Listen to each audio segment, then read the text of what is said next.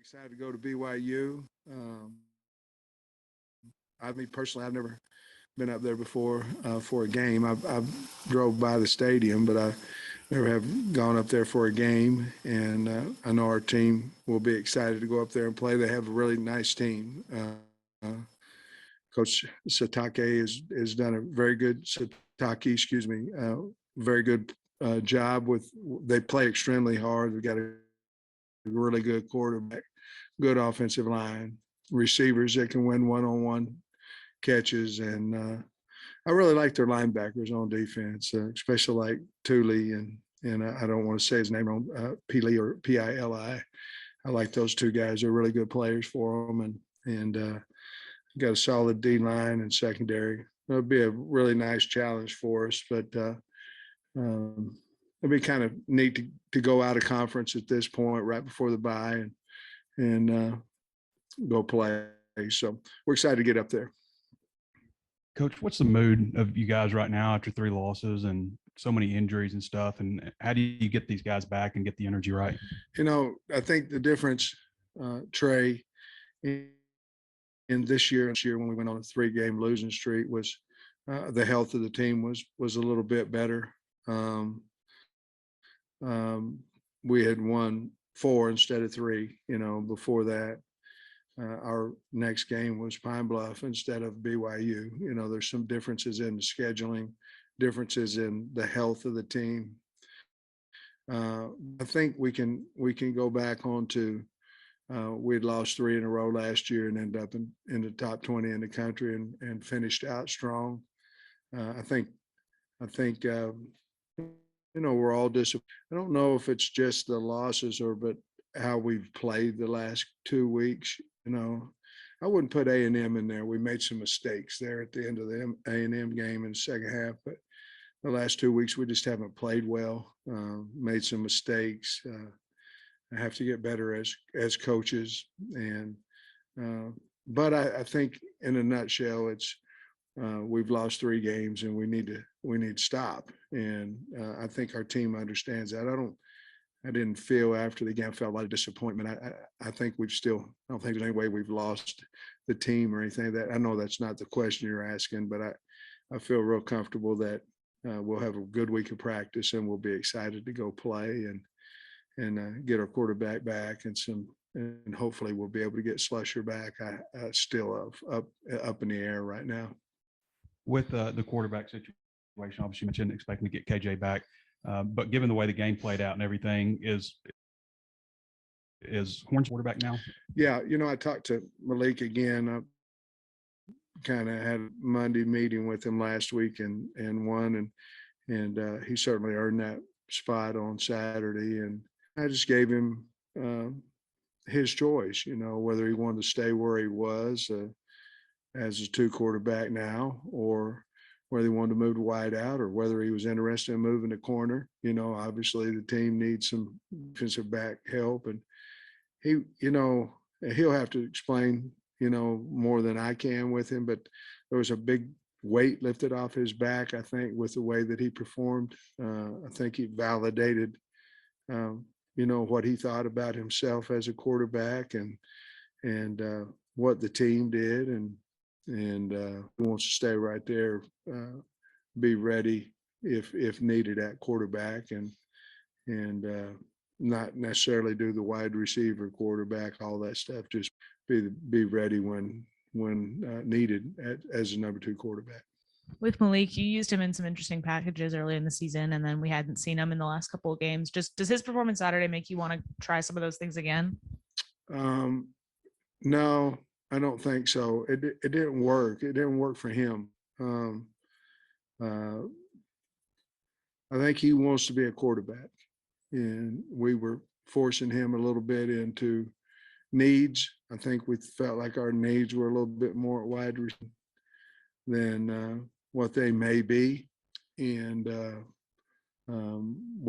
he wants to be a quarterback, and that's where we're going to play him. And I think because even at practice we took him away from that, I don't think it helped him at practice, and I think he can become what we all think he can be at quarterback if we just leave him there.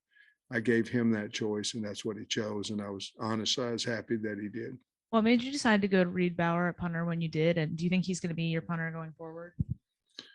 We had struggled a little bit early in games punting the ball in a little bit of a consistent pattern. And we talked about it before the game, obviously after the game, after the Alabama game.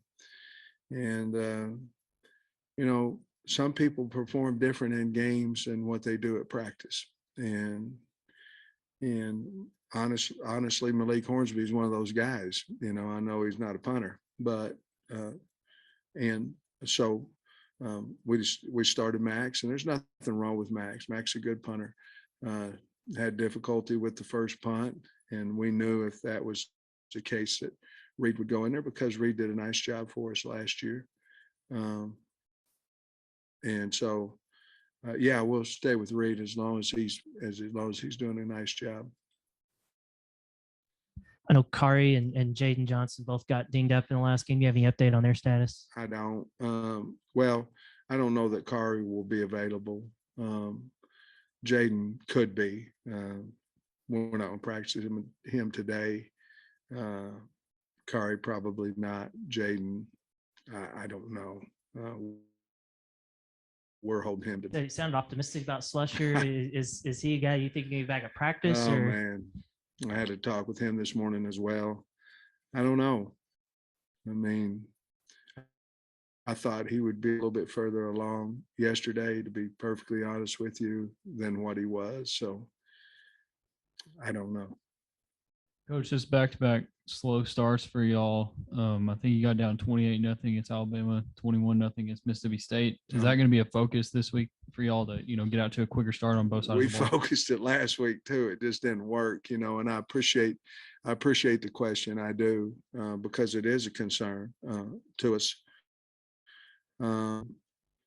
It might be even to a taking the ball if we win the coin toss. We're such a deferred team and things of that nature, because I like having the ball coming out of the third quarter, but the bottom line is I think we have to do a better job offensively on having our openers solid, concrete, practice them over and over and over. And I know they changed a little bit with down and distance, but we have to have our 10 plays in there that we're going to run, and depending on down and distance, and get our kids to believe in those plays. We have to execute. I mean, I get it, and we do, but I think we've got to make a stronger, concentrated effort on that.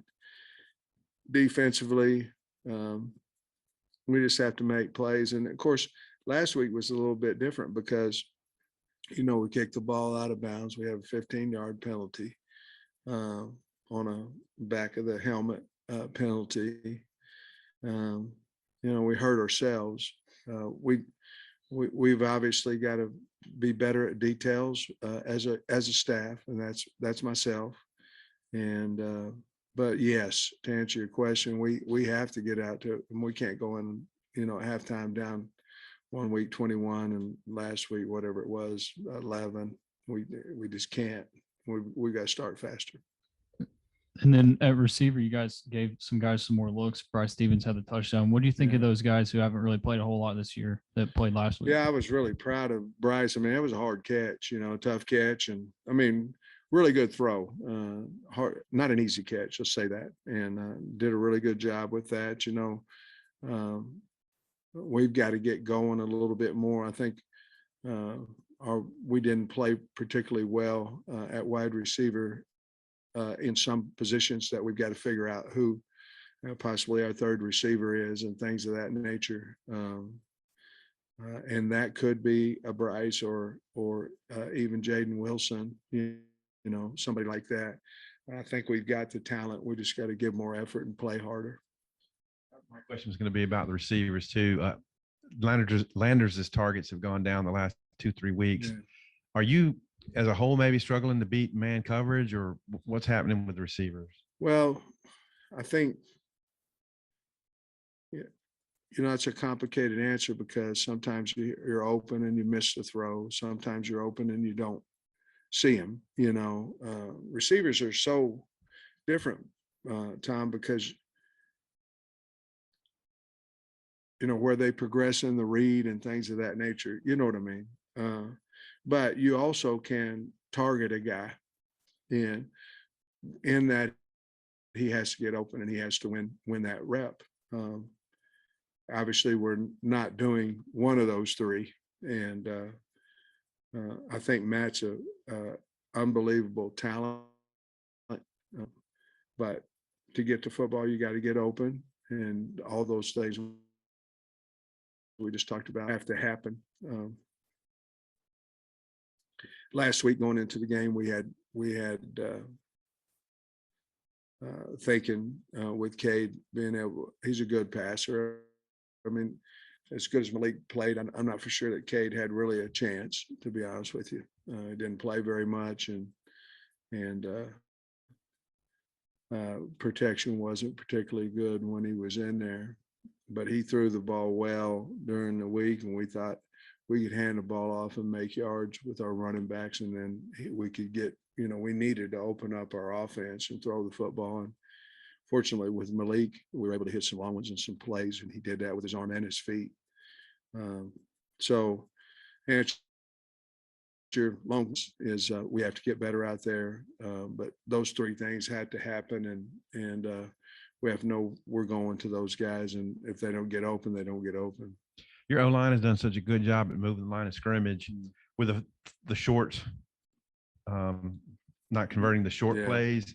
How do you process that? Like, I know you mentioned backside the other night, but what was going on? We had a missed assignment, on the goal line, let the 3 technique go, and that was one of them. We've got to cover up the front side edge somehow, and that would be either with bringing in one of our wideouts to cover it up, or having 12 personnel have another tight end on the front side, because we had no chance on the 4th and 1 unless Malik just keeps it and then he walks in. But that wasn't in his read.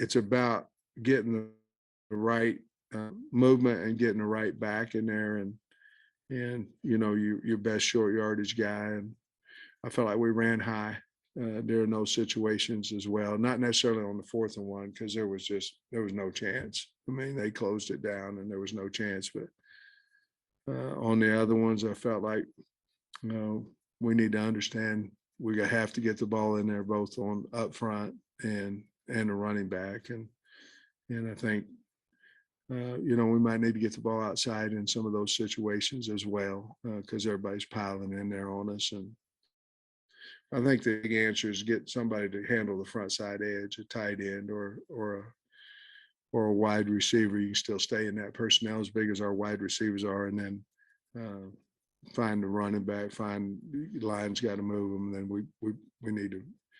We tried on the 3rd and 1, a fake off of what we had been normally handling the ball to the offset back, and we just couldn't get open. And that was me. I said, hey, let's try to get a touchdown off of this play action. It just didn't work. Sam, I guess just the last few weeks, what's kind of been your assessment of the red zone offense, and maybe what kind of things y'all may be able to punch it into the end zone a little bit more consistently? Well, I think the good part of it is we have KJ as a runner. We've turned the ball over in the red zone. That's hurt us. I've always believed that if you can run the ball consistently in the red zone, that you're going to score, which we haven't done that on a consistent basis. And I think we got to move the pocket a little bit more to get KJ out on the edge and give him a run pass option out there. And he's been good with that. And so obviously we need to score more touchdowns. And some of the reasons why we haven't, probably. BYU has a pretty good quarterback in Jaron Hall. He takes good care of the ball. Just what do you see out of BYU's offense, and what may stay the same or change on how you guys play defense, maybe specifically with how you bring pressure this week? Well, Hall's a really good quarterback. I like their offensive line. I think their two tackles are really good. I think they're all good. I like their two tackles. I think they're really good. Obviously, Kingsley, the right tackle, I tried to recruit at Georgia and lost that battle. They're a little bit, they're all different personality. They've got Omni back. He was out for a while, and another receiver. So they're receivers. They're big. They throw a lot of one-on-one balls, but we can't. We're going to have to pressure him because I believe he'll pick us apart if we don't. We're going to have to stop the run, and then we've got to pressure him because if we don't, I think he's really good and a really accurate thrower. And receivers are big. They're 6'2" and better. This may be something where it may be nothing, but how different is it to have kind of this out of conference road trip, like in the middle of the season? You play these SEC games and then you're going out of Utah for a non-conference game. Well, in all the SEC places I've been, it's been abnormal. It's not normal. Normally it's an in-conference home game. But it's the schedule, and we're going to embrace it. But it's different. The great thing is it's not a night game. It's their homecoming and all those things, white out and all that kind of stuff. But it's not a night game, so we're not going to get back at 7 or what. And we're off next week. We get a bye week. So if you're going to have one that goes up to Utah, this is the perfect weekend to have it. Coach, obviously, you talked about getting after the quarterback a little more. I don't think you might have hit Rodgers like one time, I think. I don't think so. But with that defense you're running, you obviously got to catch the ones they're throwing to you. I mean, how much of a difference could that have been? You had 3 good opportunities, maybe had 3 4. great ones, Trey, and we just didn't get it done. That and not converting the short yardage plays made a big difference in the game. Even as bad as what I felt like we were playing, it could have sparked this or something of that nature, and certainly would have kept points off the board. If it was a situational football that just killed us, and the short yardage we didn't make, and then the opportunities to pick passes to keep points off the board because we were struggling. Stop and run, basically. I mean, they threw it as well, but stopping a little shovel pass and the run with our defense. And it was the same defense that we've run, the last 3 years against them. We put a little bit of different line movements and things of that nature in this year that we thought would help us.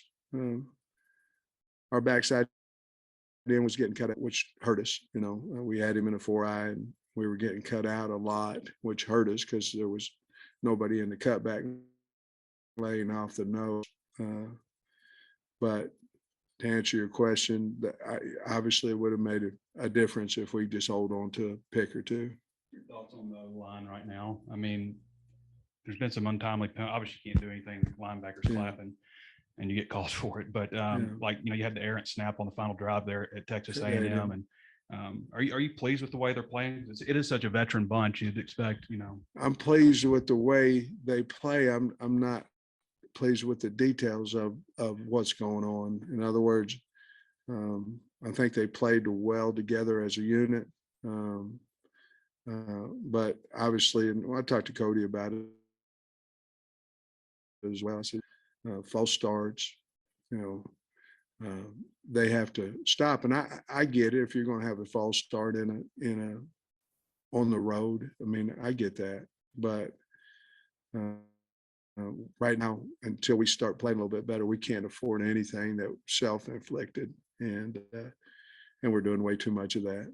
But I think, and I thought we had played pretty well I don't think we played well last Saturday as a unit there. Coach, Bumper said after the game that the defense has been, getting tired toward the ends of the game and they need to lock in on fundamentals. Is that something that you've seen as well? We got a lot of guys having to play a lot of reps. Part of that is obviously we're not doing as well on offense. Part of it is they have to get off the field. And as Trey alluded to, with some opportunities to pick and things of that nature, they have to get off the field, fourth downs, things of that nature.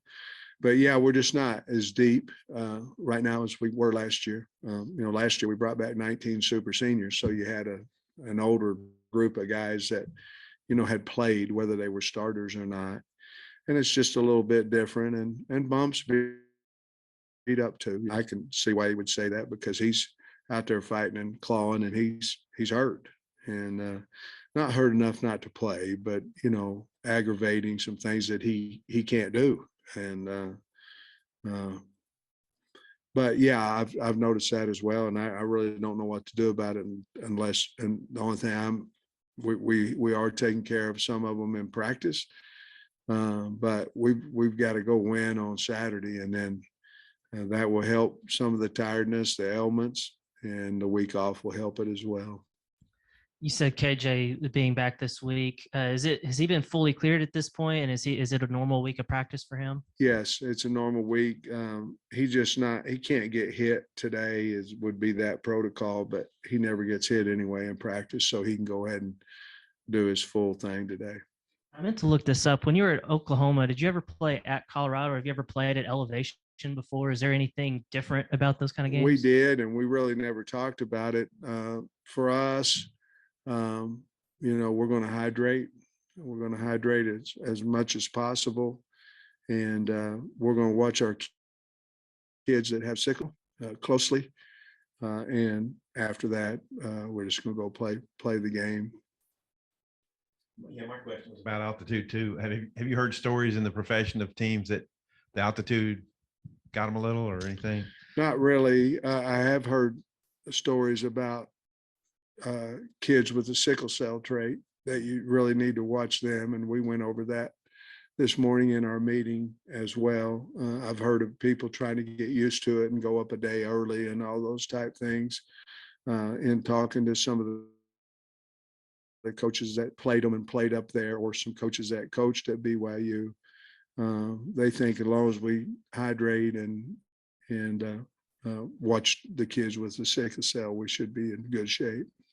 I watched Coach Kalani's post game from the Notre Dame game. He just seems really, really composed, focused, balanced guy. Have you come across him? I have not. I have high respect for him. Just he, in the AFCA, all the coaches are on Zoom, and the things that he talks about when he speaks in the head coaches meetings, he's very, very intelligent.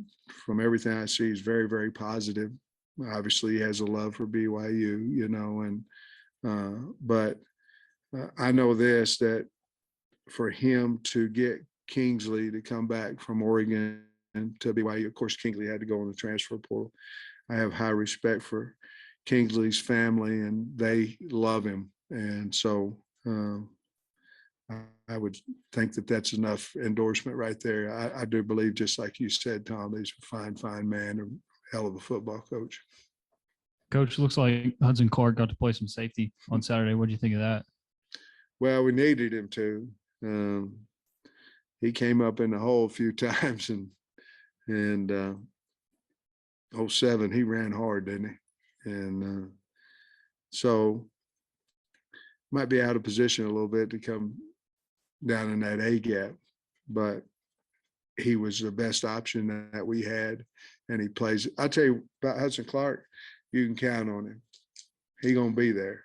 Now, he catches a little heck from the media, not media, from the fans and all this, but you can count on him, and you can do a lot with a guy that's loyal to the program, and you can count on him. He's gonna be there every week. And so safety,